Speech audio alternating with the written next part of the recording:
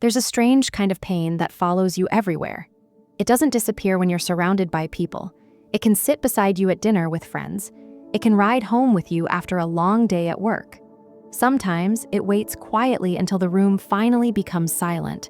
Then it speaks, not with words, but with a feeling, a heaviness, a restlessness, as if something inside you is searching for a door that doesn't exist. So you reach for your phone, you open another app, you play another video, you send a message you didn't really need to send, not because you're bored, because for a brief moment the noise pushes something away, but only for a while. The moment the screen goes dark, it returns. Maybe you've told yourself the answer is simple. If I had more friends, if someone truly understood me, if I found the right relationship, then this feeling would disappear, and maybe those things would help. Human connection matters. We were never meant to live completely isolated from one another. But have you ever noticed something unsettling?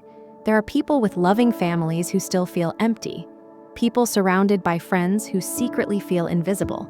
People in relationships who lie awake at night feeling completely alone. If loneliness disappeared simply because another person was present, none of this should happen. So perhaps we've been asking the wrong question. Perhaps the real question isn't, why am I alone? Perhaps it's, why does being alone frighten me so much? Most of us never stay with that question. We escape it before it has the chance to answer. We fill every quiet moment with voices, every empty room with sound, every pause with distraction, not because silence is empty, but because we quietly fear what we might discover if it isn't, and that fear may have far less to do with being alone than you've ever been led to believe. What if the feeling you've been calling loneliness isn't loneliness at all? Stay with that thought for a moment, because the answer changes everything. Imagine being given a quiet room, no responsibilities, no conversations, no notifications, nothing asking for your attention, just 1 hour with yourself. How long would it take before you reached for something? A book, a screen, a voice, anything that could fill the silence. Not because any of those things are wrong, but because silence asks questions that distraction never does. Most people believe they fear being alone, but look a little closer. When you sit quietly with yourself, what actually appears? Old memories you thought had disappeared, conversations you replay in your mind, mistakes that still feel unfinished, the fear of being forgotten, the fear of not being enough, the fear that if no one is looking, perhaps you don't matter as much as you hoped. None of these feelings were created by the silence. The silence simply stopped covering them. Think about a still lake after a storm. When the wind is strong, the surface is restless. You can't see what lies beneath, but as the water becomes calm, everything hidden slowly comes into view. Your mind is not so different. The constant movement of everyday life keeps the surface disturbed. Messages, conversations, work, entertainment, each one creates another ripple. And beneath those ripples, something patiently waits. Not to punish you, not to shame you, but to be seen. Perhaps this is why loneliness can follow someone into a crowded room. It was never waiting outside. It was waiting within, and maybe, just maybe, the greatest fear is not that no one will stay with you.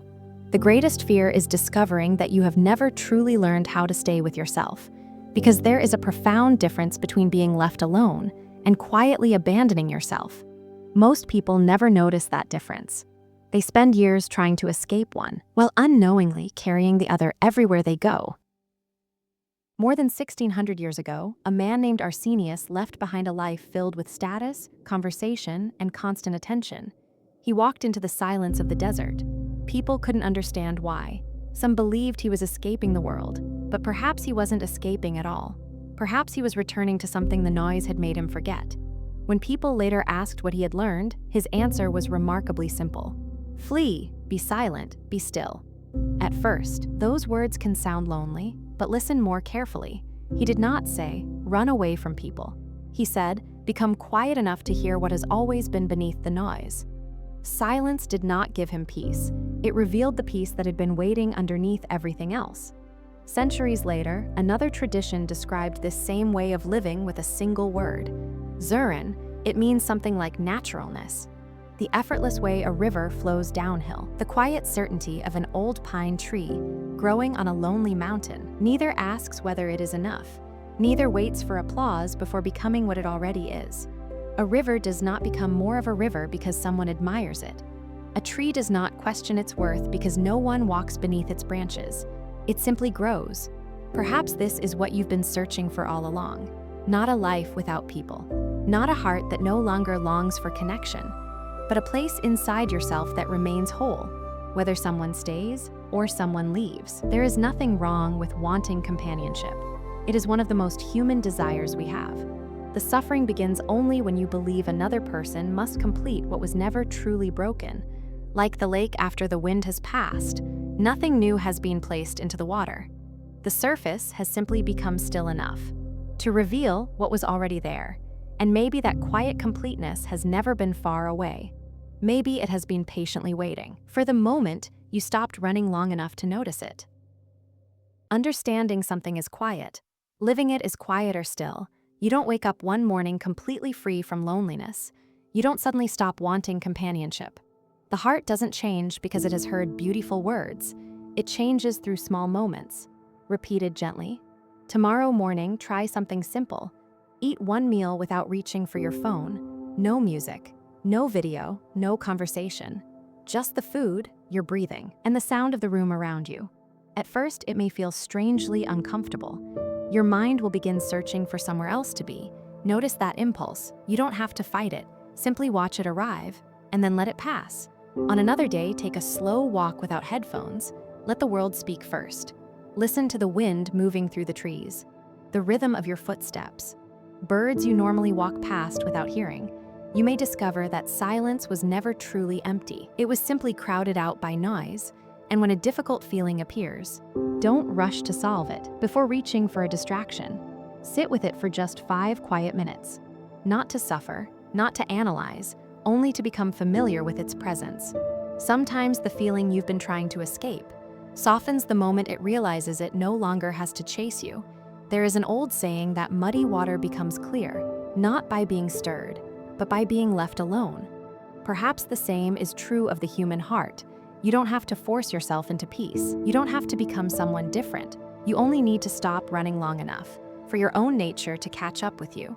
One day, you may find yourself sitting alone in a quiet room. The room will look exactly as it always has. Nothing extraordinary will happen. No revelation, no voice, only the gentle sound of your own breathing. And you may notice something that once seemed impossible. The silence no longer feels like an empty space waiting to be filled. It feels like home, not because the world has become quieter, but because, at last, you have learned how to remain with the one person who has been walking beside you since the beginning. Yourself. Perhaps nothing around you will be different tomorrow. The same streets, the same room, the same people, the same quiet evenings, but something within you may begin to change. You may discover that being alone is no longer something to survive. It is simply another place where life happens. The river still flows. The wind still passes through the trees. The mountains remain exactly where they have always been. None of them ask whether they are enough. None of them wait for permission to exist. Little by little, you may stop asking the world to tell you who you are, not because the world has become less important, but because your own heart has become a quieter place to return to. There will still be days when loneliness visits. It is part of being human. Do not greet it as an enemy. Do not mistake it for a permanent home. Like clouds crossing an open sky, it arrives, it changes, it moves on, and beneath those passing clouds, the sky remains. Perhaps that sky has been within you all along, waiting patiently, not for perfection, not for certainty, only for your attention. One day you'll find yourself sitting alone, no music, no conversation, no need to escape the silence. You'll simply breathe, and in that ordinary moment, you may realize that nothing was ever missing. You were never incomplete. You were only waiting to become familiar with the quiet presence that had been walking beside you since your very first breath. The journey was never about finding someone to rescue you from your solitude. It was about discovering that solitude, when met with an open heart, can become a place where you finally meet yourself. And perhaps, that is where peace has been waiting all along.